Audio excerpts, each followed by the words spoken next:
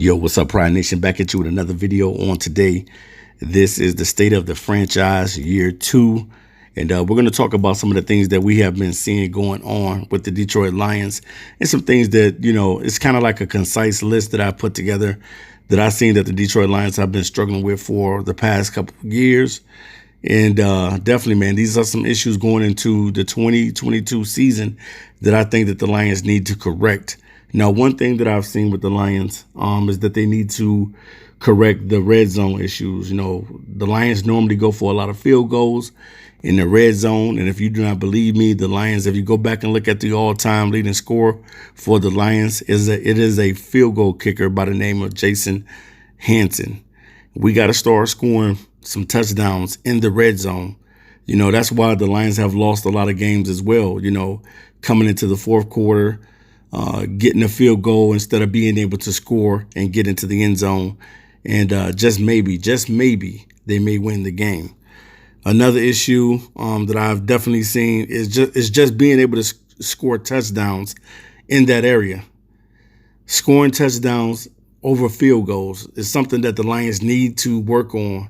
They need to be able to score more touchdowns this season than they do with field goals. Are field goals cool? Yes, of course. And definitely every team needs a field goal here and there. But you want to be able to punch that ball into the end zone. And that's something that I've seen that the Lions have been struggling with for a long time. Being able to be consistent and scoring touchdowns. That's something that this team is going to have to get better in.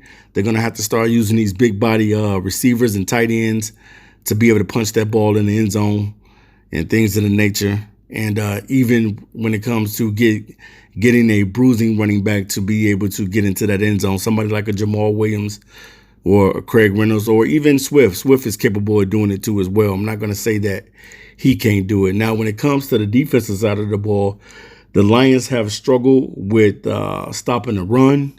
And I didn't put it on this list, but they struggle with guarding tight ends as well. That's something that going into the season that the Lions are going to have to do. They're going to have to get better with stopping the run. And that comes from having a good front seven. If you have a good front seven, I believe that the Lions would ultimately be able to stop that run.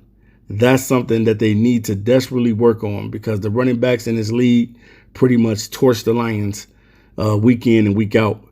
And it comes with having a good front seven and some good linebackers to be able to go through those gaps and pursue and make tackles in the backfield.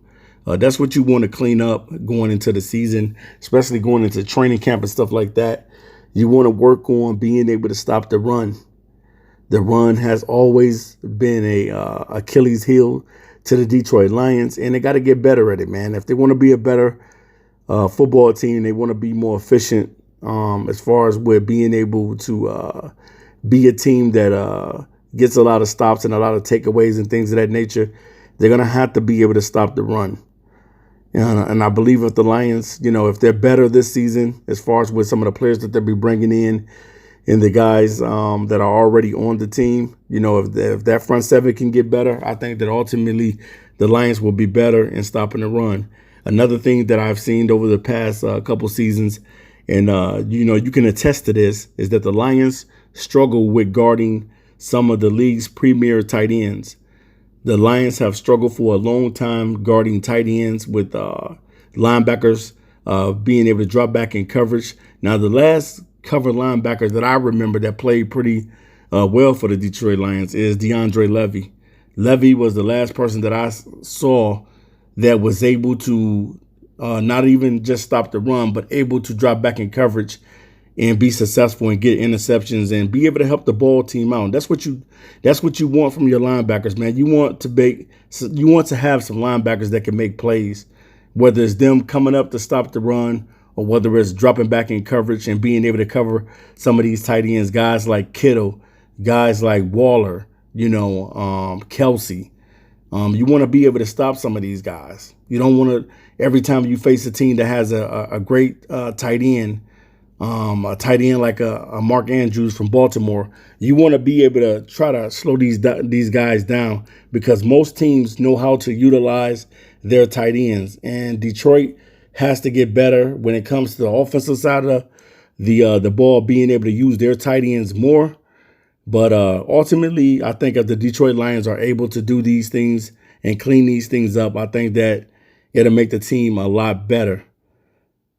So being able to drop back in coverage, being able to cover some of the premier tight ends or just tight ends, period, is going to help this defense, propel this defense to get better. And that's what you want to see. You want to see the growth from year 1 to year 2. You want to see the growth. Now, will the Lions be able to stop everybody? No, they will not. But at the same time, you want to make sure that you're getting better. So the number one position that I feel like that is a weakness on the Detroit Lions is the linebacking position. We all know that, that the Lions need to get better with the linebackers.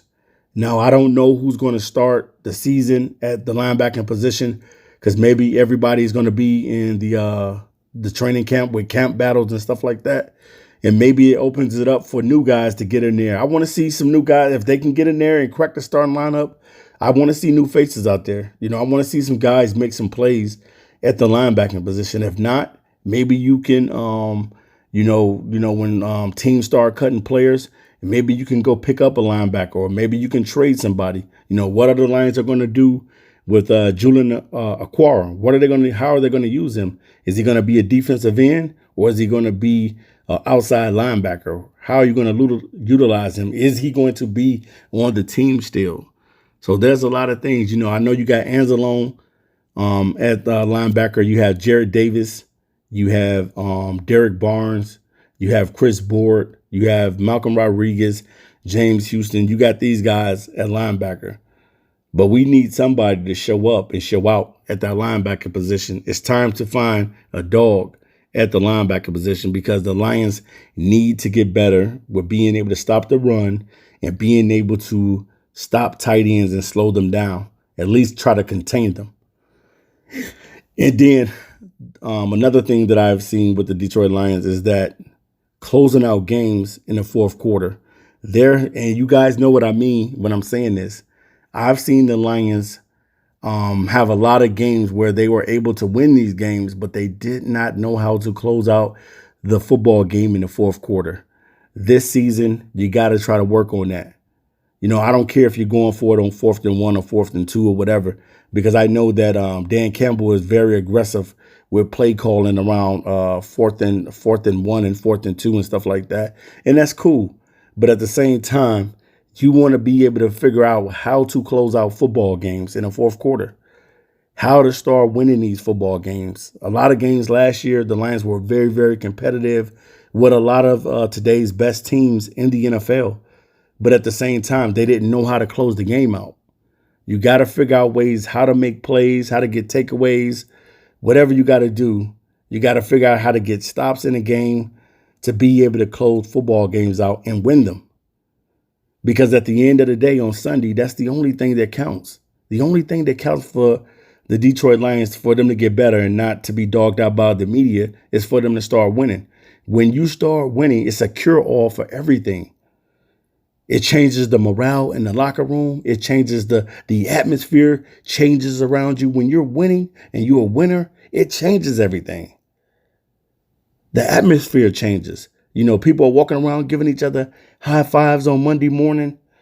People are loving on each other, celebrating each other. And that's what you want to see with the Detroit Lions culture. You want to see that culture be able to shift to that, where guys are celebrating and happy that they were able to get a win or beat a team that they didn't think that they could beat. Let's face it, man. The Lions go into the season. It's a lot of these teams on the schedule that you don't even think that the Lions will win the game. But the Lions do have the type of offense and the type of players that can get it done. If Jared Goff is playing at a high level, if Swift is playing at a high level, Jamal Williams, the receivers, Reynolds and Chark and Williams and Hawkinson, they out there doing their thing. Even Khalif Raymond, when he's out there, if these guys are out there doing their thing, then definitely, man, this offense can be one of the most deadliest offenses in the National Football League. But it all has to come together, and Jared Goff has to be that leader, where he's leading these guys. He's leading the troops on to a victory. Sometimes you got to know how to will the team into a victory. If you watch Aaron Rodgers in Green Bay, he's willed the team. He's been in so many situations where he's had to throw Hail Mary passes, and this guy hit the guy. Aaron Rodgers, the ball just go his way, and the guy ends up catching the football, and they end up winning the game. You have to know how to will your team, especially when you're a quarterback. You have to learn how to will the team over to be able to get some victories out there. Because that's the only thing that Dan Campbell and Brad Holmes are going to be judged on is wins. At the end of the day, it comes down to winning. Winning is a cure-all. You win, everybody's going to love you. The city of Detroit will go up in an uproar. You can imagine if the Lions were able to ever win a Super Bowl, that this city would go in an uproar because the Lions have never won anything.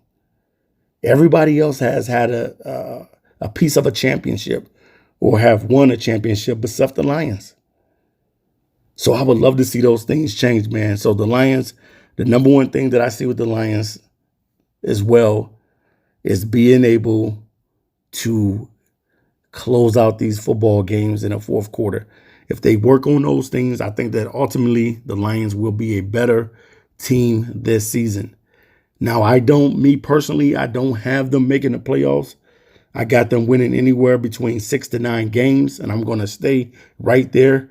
That is my prediction for the Lions this season, winning anything between 6 and 9 games. But if the Lions so happen to shock everybody and make the playoffs, that's going to be the icing on the cake, and that's going to be a bonus because then you know that you're headed in the right direction.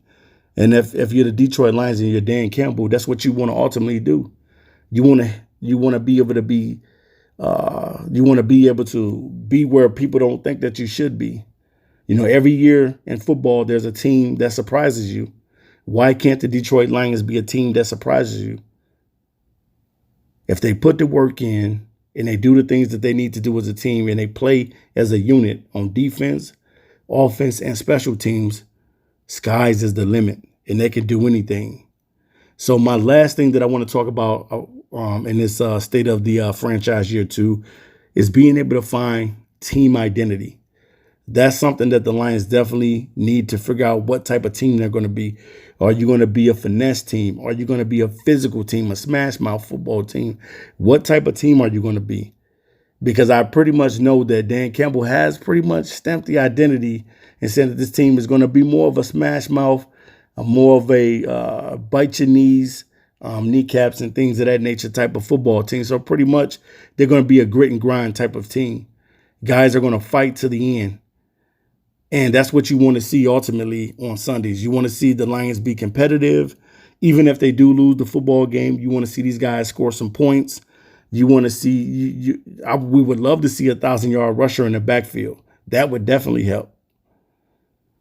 And guys not dropping the ball so much. Guys catching the football. That would help out and make Jared Goff look a lot better too. But Jared Goff also has to perform at a high level as well, because we know that he's capable of doing it. He did get the Rams to the Super Bowl, but he did not win it. So the biggest thing is that the Lions need to do is be able to find that team identity, to know what these guys are going to do week in and week out. You know, what you're going to get from your players, you know, guys that get hurt, and then the guys that come in and come in for guys that are hurt. You want the depth on the team to be strong. You want the team camaraderie to be strong. You want the coaching to be good. You want all of these things to happen. So, and for order for the Detroit Lions to really, truly have a bright future, these are some of the things that I see that the Lions got to correct in 2022. So, like I said again, they got to be able to correct the red zone issues, scoring touchdowns over field goals, stopping the run and tight ends, closing games out in the fourth quarter, and finding team identity. All right, you guys, this is Raw Detroit, and I'll be back to you soon with another video. I am out of here. Until next time, peace.